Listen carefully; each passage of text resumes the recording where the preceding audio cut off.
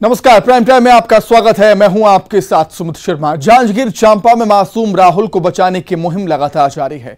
पूरे प्रदेश में राहुल की सलामती के लिए दुआओं का दौर भी जारी है। छत्तीसगढ़ के लोग पल पल की अपडेट के लिए न्यूज 18 पर नजर बनाए हुए हैं।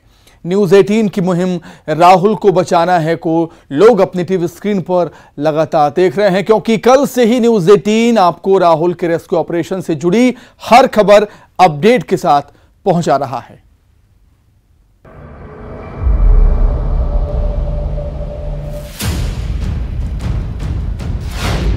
अस्सी फीट जमीन के नीचे जिंदगी की जंग। 10 साल का एक मासूम बोरवेल के अंदर। दिन बीता, रात गुजरी। राहुल ने हौसला बनाए रखा। वो जिंदा दिल है, उसके हौसले को है सलाम। पाइप से ऑक्सीजन, रस्सी से खाना, कैमरा से निगरानी, रोबोट से रेस्क्यू।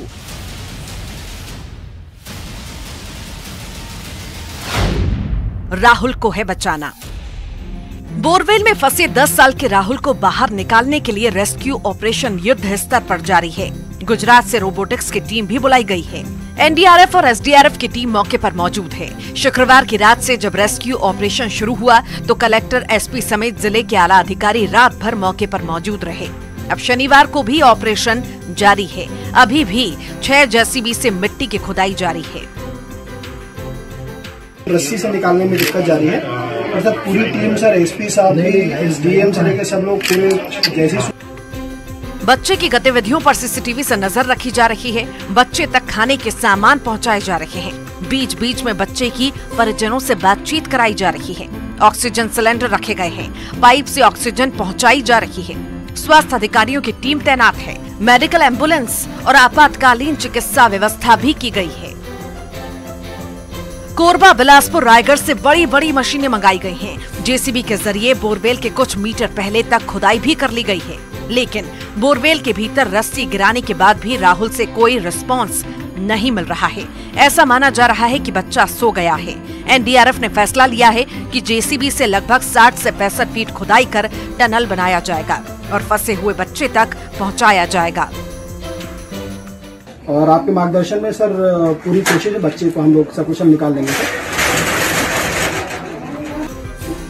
मुख्यमंत्री के निर्देश के तहत रेस्क्यू टीम बढ़ा दी गई है। एसडीआरएफ, एनडीआरएफ की टीम अपनी तकनीक के साथ ही बचाव कार्य में जुटी हुई है।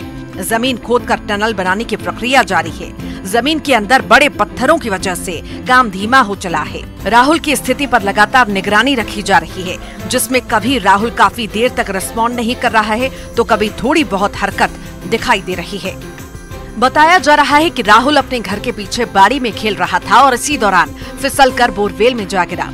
शहर के अलग अलग हिस्सों में राहुल की सलामती की दुआ हो रही है। सीएम भूपेश बघेल ने भी राहुल के परिजनों से बात कर उन्हें आश्वासन दिया है। Bureau report, news 18, Madhya Pradesh, Chhattisgarh. तो करीब 29 घंटे बीत चुके हैं। 80 फीट गहरे बोरवेल में राहुल फंसा हुआ है। अभी भी राहुल को निकालने रेस्क्यू ऑपरेशन लगातार जारी है। युद्ध स्तर पर रेस्क्यू चल रहा है और गुजरात से रोबोटिक्स टीम भी बुलाई गई है। एनडीआरएफ, एसडीआरएफ की टीम भी मौके पर पहले से ही मुस्तैद है। मौके पर आपातकालीन चिकित्सा व्यवस्था भी की गई। आगे बढ़ेंगे, बात करेंगे मध्य प्रदेश की। एमपी के गृह मंत्री नरोत्तम मिश्रा ने तमाम देश में हुए हिंसक प्रदर्शन के बावजूद मध्य प्रदेश में शांति कायम रखने के लिए पुलिस वालों की तारीफ की, लेकिन छिंदवाड़ा में हुए हिंसा पर चिंता जाहिर की और कहा कि यह शोध और सोच का विषय है।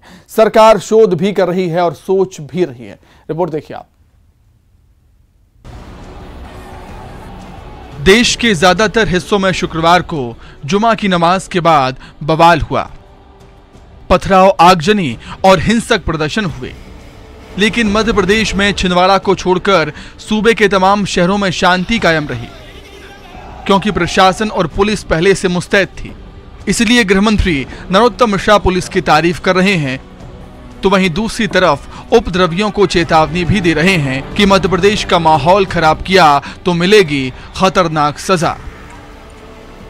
मध्य प्रदेश की पुलिस को मैं धन्यवाद देता हूं और हमारी पुलिस के कारण पूरे प्रदेश के अंदर शांति का वातावरण कल रहा, कहीं कोई अप्रिय स्थिति नहीं बनी है।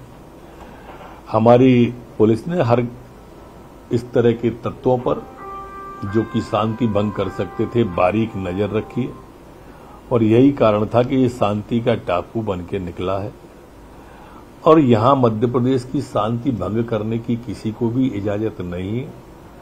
अगर शांति भंग करने का कोई प्रयास करेगा तो उस पर सख्त कार्रवाई की जाएगी। मध्य के तमाम शहरों में केवल छिंदवाड़ा ही ऐसा जिला रहा जहां शांति भंग करने का प्रयास किया गया। गृह मंत्री नरोत्तम मिश्रा का कहना है कि प्रदेश में शांति रही, केवल छिंदवाड़ा में ही उपद्रव करने का प्रयास किया गया। वहीं ये सब क्यों हुआ, इस पर हम शोध करेंगे, पता करेंगे कि इसके पीछे किन लोगों का हाथ है। जहां तक छिंदवाड़ा की घटना की आपने जिक्र की, घटना कोई घटित नहीं हुई है, बैरिकेडिंग पार किया है, लेकिन इसके पीछे कौन था और छिंदवाड़ा ही क्यों था, ये जरूर विषय शोध का है और सोच का है। इस पर शोध भी कर रहे हैं और सोच भी रहे हैं। दरअसल छिंदवाड़ा में जो कुछ भी हुआ, गृह मंत्री ने उसके बहाने कमलनाथ पर निशाना साधा है, क्योंकि छिंदवाड़ा प्रदेश कांग्रेस अध्यक्ष और सूबे के पूर्व सीएम का गृह जिला है और वो वहीं से विधायक हैं। लगातार वहां से सांसद भी रह चुके हैं, लेकिन सूबे को जिस शांति के टापू की गृह मंत्री ने संज्ञा दी है, उम्मीद की जानी चाहिए कि उसकी शांति बरकरार रहेगी। Bureau report, news 18, Madhya Pradesh, Chhattisgarh. देश के कई हिस्सों में शुक्रवार को जमकर बवाल हुआ। एमपी के तमाम शहरों में कल शांति का माहौल रहा। इसी को लेकर गृह मंत्री ने पुलिस की तारीफ की है, लेकिन छिंदवाड़ा की घटना पर शक भी जाहिर किया है। नरोत्तम मिश्रा ने कहा कि इस पर शोध होना जरूरी है, शोध होना चाहिए। आगे बढ़ेंगे।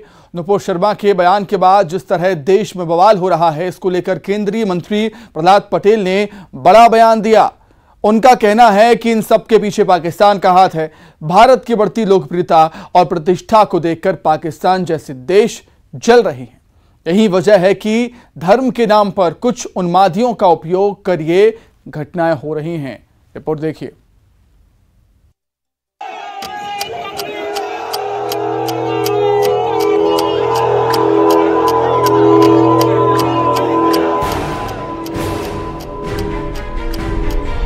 बीजेपी से निष्कासित नेता नुपुर शर्मा के बयान के खिलाफ देश के कई शहरों में बवाल हुआ। कहीं नारेबाजी की गई, कहीं पथराव हुआ, तो कहीं प्रदर्शनकारियों ने आगजनी की घटना को अंजाम दिया।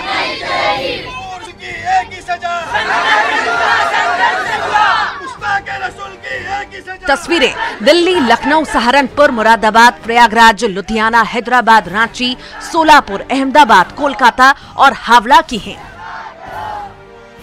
शुक्रवार को जगह जगह हुए प्रदर्शनों में न सिर्फ नारेबाजी की गई, बल्कि कई जगहों पर प्रदर्शनकारी हिंसा पर भी उतर आए।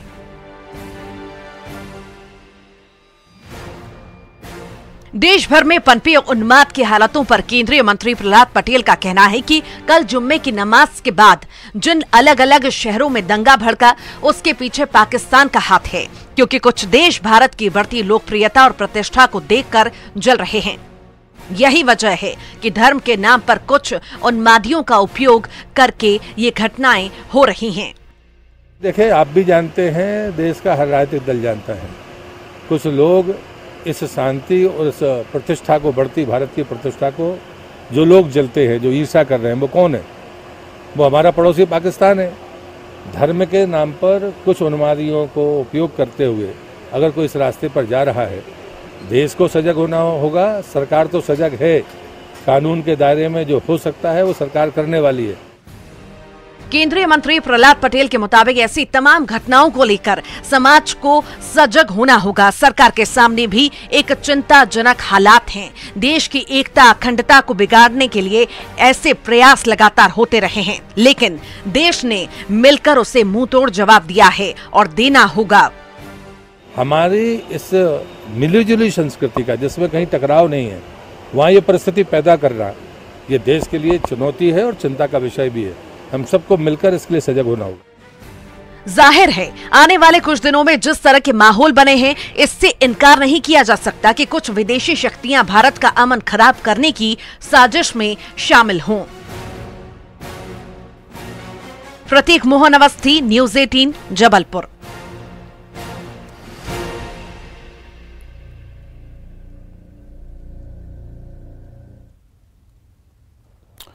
नुपुर शर्मा के बयान को लेकर देश के कई हिस्सों में बवाल मचा हुआ है। शुक्रवार को दिल्ली समेत कई जगहों पर प्रदर्शन हुआ, आगजनी की घटनाएं भी हुई। अब केंद्रीय मंत्री प्रहलाद पटेल ने कहा है कि इसके पीछे पाकिस्तान है। कुछ उन्मादियों का इस्तेमाल कर पाकिस्तान ऐसी घटनाएं करवा रहा है और ऐसी तमाम घटनाओं को लेकर समाज को सजग होना होगा, ये बात भी प्रहलाद पटेल ने कही। आगे बढ़ेंगे। अब जो खबर हम आपको बताने वाले हैं वो आपको हैरान कर देगी, क्योंकि शायद ही ऐसी तस्वीर पहले कभी आपने देखी हो।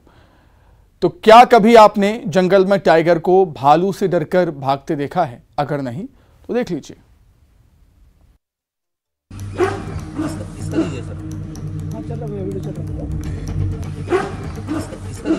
सोशल मीडिया पर अक्सर हमें कुछ ऐसा देखने को मिल जाता है जिसे देख हमें अपनी आंखों पर यकीन करना थोड़ा मुश्किल हो जाता है। कुछ ऐसा ही एक वीडियो वायरल हुआ उमरिया के बांधवगढ़ नेशनल पार्क का।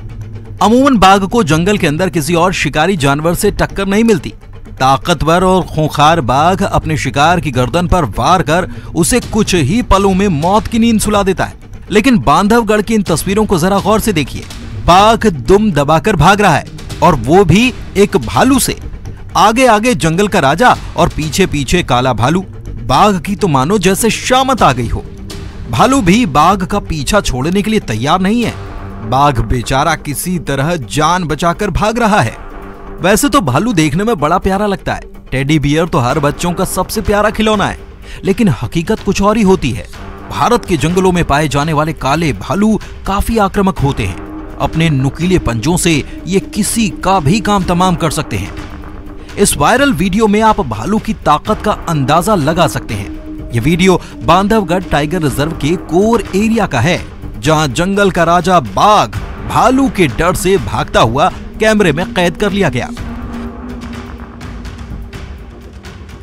वीडियो में टाइगर को तेजी से जंगल में घने पेड़ों के पीछे भागकर अपनी जान को बचाने की कोशिश करते हुए देखा जा सकता है।